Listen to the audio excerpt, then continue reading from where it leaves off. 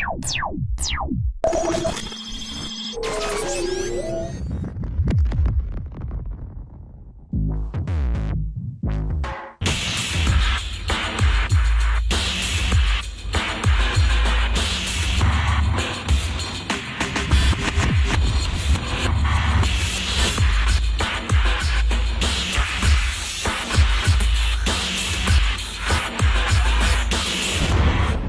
ready.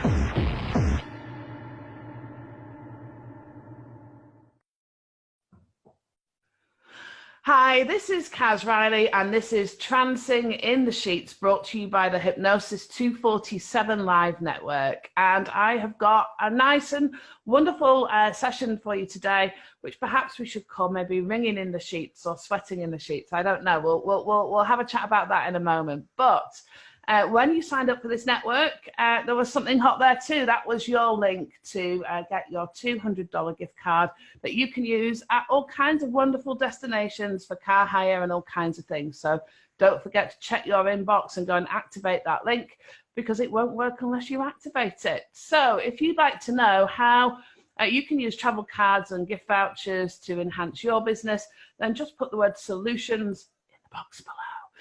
And now we've got that done, we can get on with the show. So today I have a fellow Brit. She is the mistress of the menopause. She has her book, Menopause My Way, and has helped many of us, including me with perimenopause, to deal with that wonderful time of life. So welcome, Helen Breward, to the show today.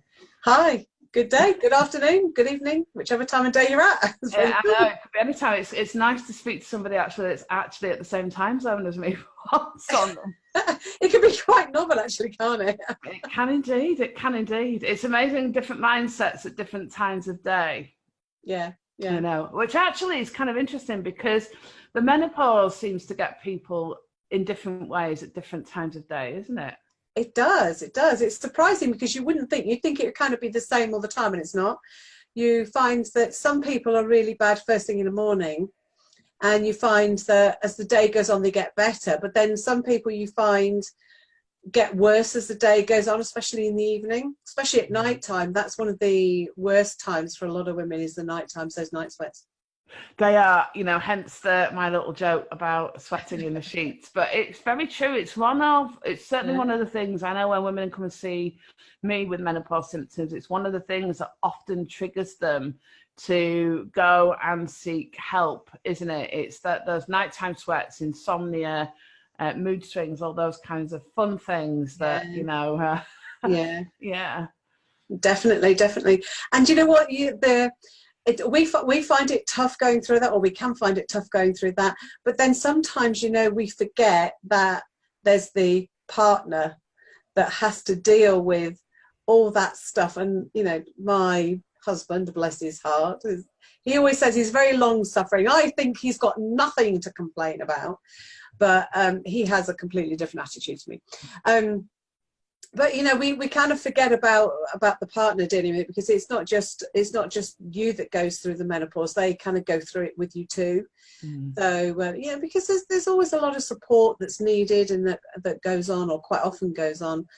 But yeah, one of my clients did say to me, Helen, this is like being a teenager in reverse. It's kind of true though, isn't it? I thought that was hilarious. I was ace. I mean, it's one of those things. Menopause obviously is one of those things that will affect every single female on the planet at some point in her lifetime, and her partner as well. You know, there is no getting away from that. If we're waking up and the sheets are ringing, then they're waking up, because we're changing the bed sheets. If we're feeling, you know, kind of washed out and tired, then there's things that, you know, often then just things in the house, and, you know, the way the house is run, the way the partnership works, everything kind of changes that dynamic. It could certainly affect libido, which is something that obviously I work with a lot. There's all kinds of stuff, and it's not just menopause. There's that whole fun thing where I am right now in my life, which is the perimenopause, which is like menopause knocking on the door. like saying, hey, this is about to happen. And I know personally that the stuff you do works wonderfully for that, because, you know, I have absolutely no issue. You know, I am what I am, you get what you see. And, you know, I called upon your help last year, early this year, for some help with that. And it was amazing. It's made a massive difference. So thank you for that. But it's just, we forget, don't we, how, you know, how menopause can really affect us. And of course, HRT rather, as being the kind of standard treatment that everybody knows about, but there's actually lots of other things that help, isn't there? There is.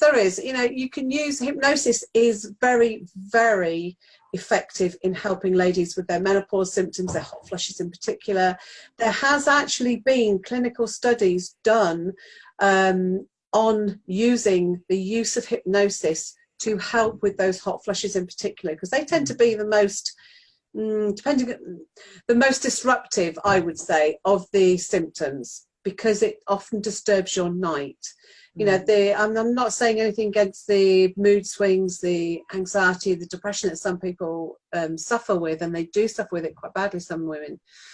But the most common thing is the hot flushes. If we can nail those hot flushes, or at least get them to a controllable level where we can deal with it. It's not going to make too much difference to us. It's not going to make too much disruption to the day, to whatever it is you're doing. Then that in itself makes a massive, massive difference. Absolutely. Because you know as well as I do how powerful the mind is, you know. And well, this is it, isn't it? You know, and it's that, you know, we've got the night sweats, but then, you know, these hot flushes, or hot flashes, as I believe they call them in the States. They do. And in Canada, just appear from nowhere. I know I was speaking to a family member recently who's a judge, and I remember she was saying that, you know, she would be sat there in the middle of court, you know, full wig and everything, and then suddenly all this sweat would start running down her face. And, you know, or, you know, it'll catch women, you know, when they're presenting, or they're in the middle of a business meeting, and then of course that triggers a lot of anxiety about hot flashes as well, doesn't it? But a lot of it as well, you know, is understanding the menopause itself, because there are, especially with hot flashes, there are a lot of things that can trigger a hot flash or a hot flush, whichever part of the ocean side of the ocean you're on. When you know that specific things often trigger a hot flush or a hot flash for you, then you can make those adjustments. You know, for instance, alcohol, red wine in particular, is a massive trigger for a lot of women.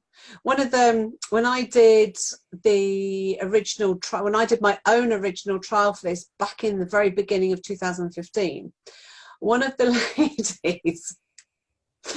ladies on the trial was having really, really massive hot flushes. So much so it would have to be get up in the middle of the night, have a shower, change the bed kind of disruption. And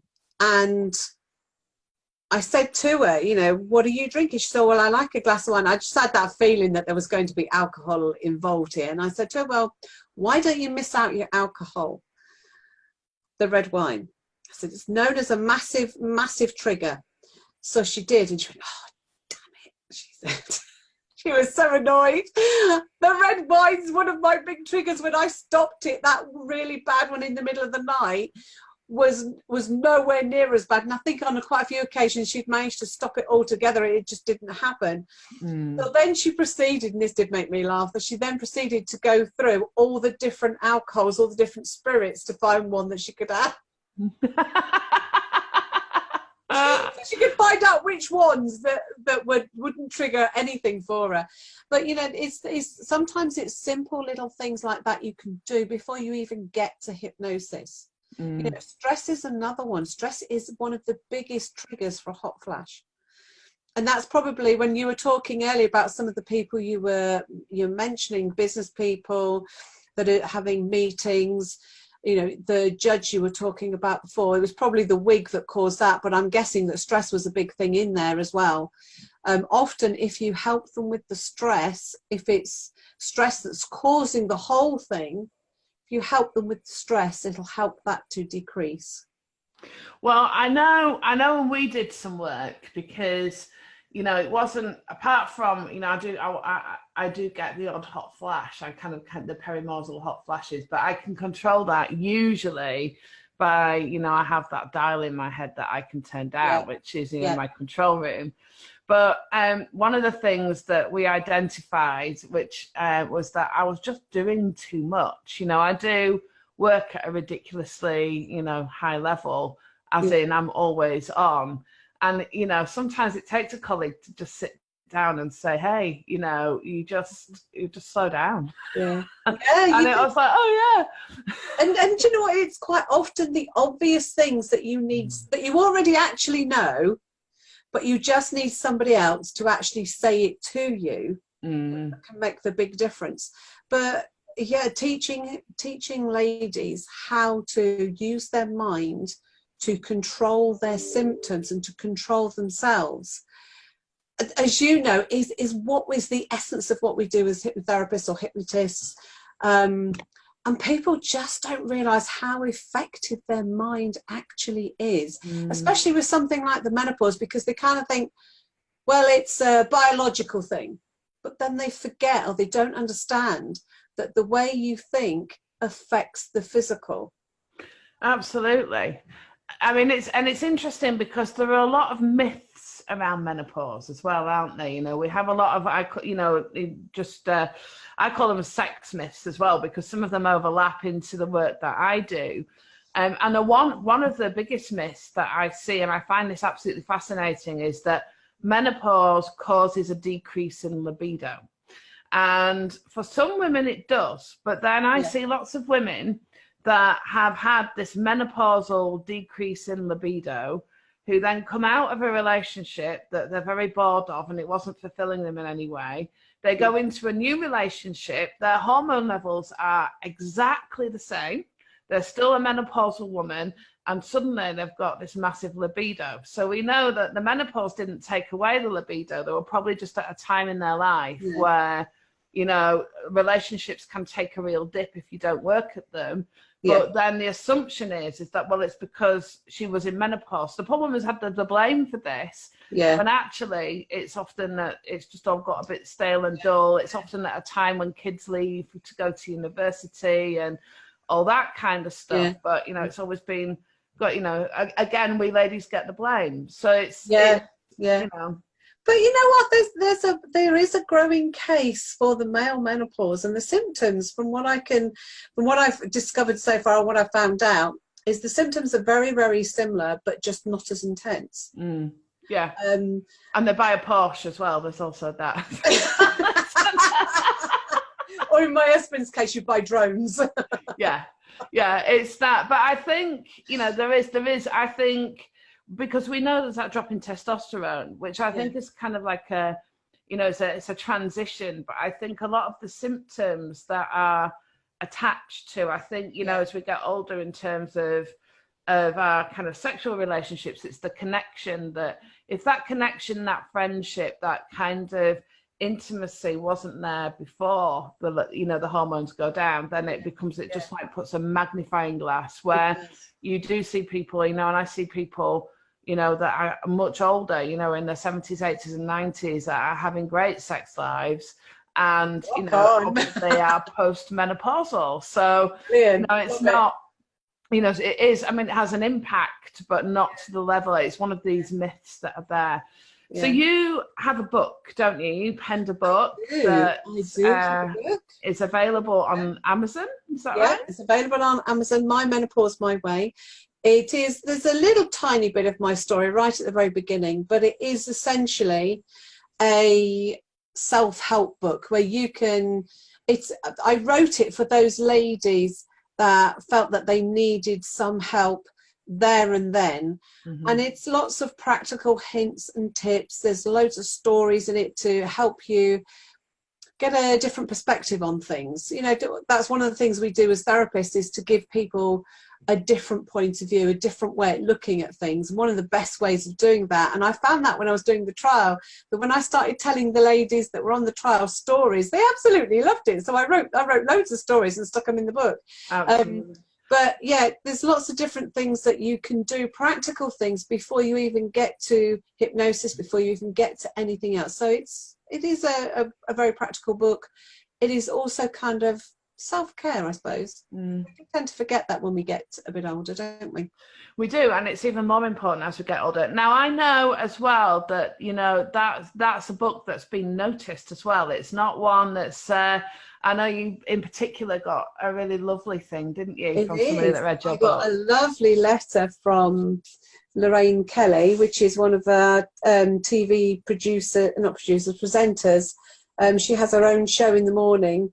I sent her a copy of the book to have a look at, because she talks a lot about menopause, and she very kindly sent me a lovely letter back. It is, and for the benefit of the people that aren't UK based, Lorraine Kelly is a massive name here in the UK, so that's quite a thing to get a letter from her knowing that she's read your book. And you know, as it says, full of common sense and very accessible. So what do you do when ladies come and see you? So they get to the point when they're coming to see you as a therapist, as a hypnotist. What kinds of things would they expect? Because we're still at the point where lots of those women are there at that point because they're desperate and their HRT's not worked, or their HRT, they can't have HRT, they're not a good candidate for it, or they've become aware of all the negative press about HRT that's been in the press and in the medical journals, we have to say as well. This isn't just scaremongering, and maybe don't want to have anything to do with HRT anymore. So it's the danger is, if they are taking HRT, is not to just simply stop because of all the press that you've seen. You do need to go and get medical advice. And I always tell ladies that, you know, go and get medical advice. I'm not medically trained. But that being said, generally when they come, by the time they come to me, they've usually come off HRT for whatever reason, or they, like you said before, they can't take it. And they need help to be able to control their symptoms. So what I do is to teach them to be more aware of themselves, more aware of what their personal triggers are. So, you know, it's like when you have somebody that comes to you for stress, for instance, one of the things that I often ask is, how much coffee are you drinking a day?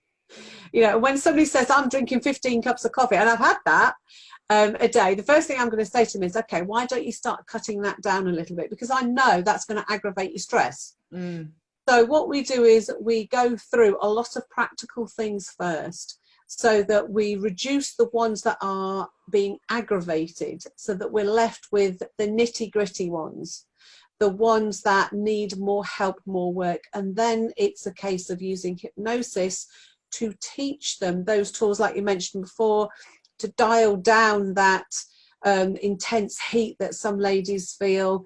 And I often find, by getting them to dial it down to reduce the heat, that in a lot of cases those flashes will disappear altogether.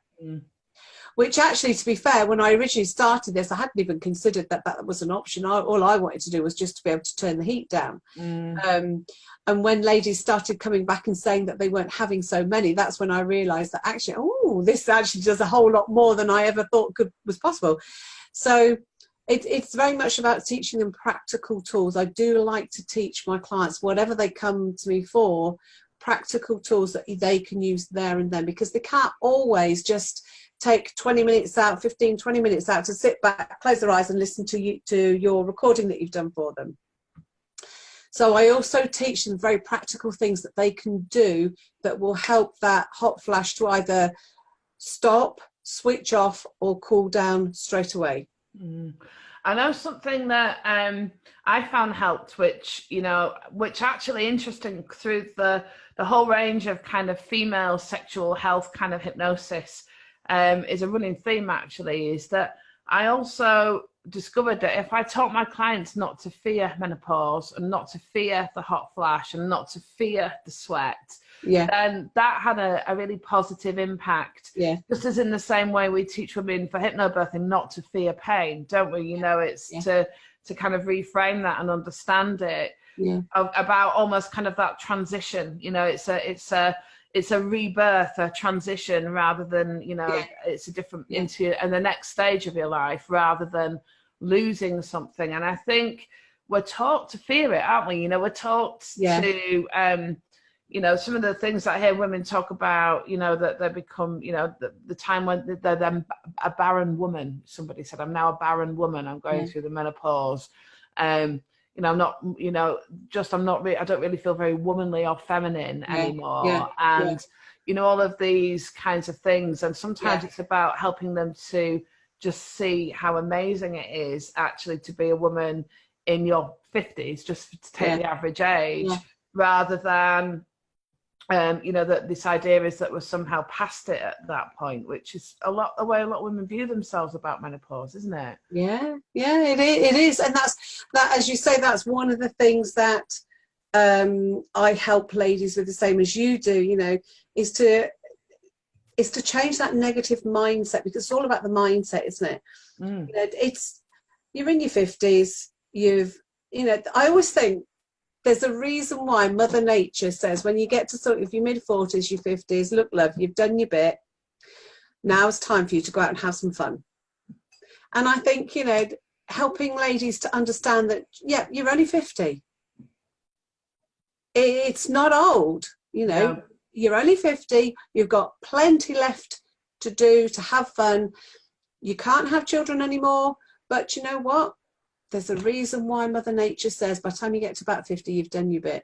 You don't need to have children anymore. Absolutely. And also there's the liberating side of that, you know. One of the things I see, you know, is that of course you can't have children anymore, and therefore this whole fear of pregnancy, which, you know, stops a lot of women, you know, entering into their sexual relationships, you know, with that kind of abandon of like, here I am, you know, and let's enjoy this. Absolutely. Suddenly they're able to do that. So there's lots of positive things. It is. And it's that, you know, you spend so much, you know, the ladies that have children in particular, they spend so much of their time being mum. You kind of, you know yourself, you've got children. When you have that baby, you kind of lose your identity almost, don't you? You know, especially if you're not careful, you know, because you're always somebody's mum.